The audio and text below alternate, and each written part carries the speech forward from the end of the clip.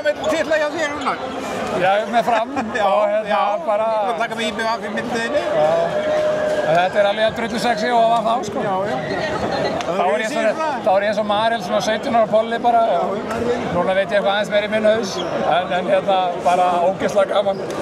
Ógeðslega gaman að ná þessu Fram og bara geti ekki beðið meir, sko. Nei, og náttúrulega sætt að vinna þetta hérna og klára þetta 3-0.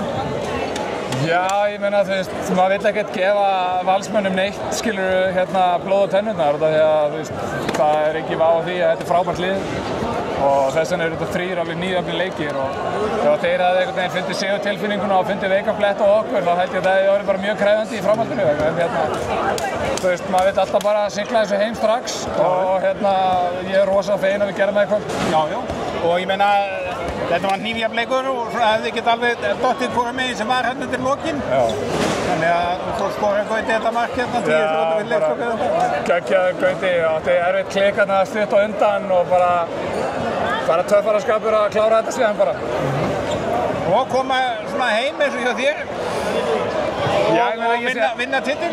Og ná loka meistaralagsriðil. Og bikarmeistaratitil líka. Já, ég meina ég kom heim í Fram eftir 15 ári í burtu eða 14 ári í burtu og að við hafið þessa vegferð sem gengur svona vel núna eins og þessi tímabili er náttúrulega bara geggjað. Mér langar að sjá Fram við toppinn í handboltanum og er bara ekki bara að taka þátt í þeirri vinnu inn á vallar, heldur líka út á vallar og mér er alveg geðveikt væntum þetta dæmi. En verður þú ekki áfram innan vallar næsta tímabili? Jú. Ég ætla að taka allan eitt ári viðbót og sem maður gerir engar langtíma áætlanir þegar maður er komin á þessi efri ár ferilsins en ég var bara mjög spenntur og ég held að við verðum bara svipað góður næsta ári.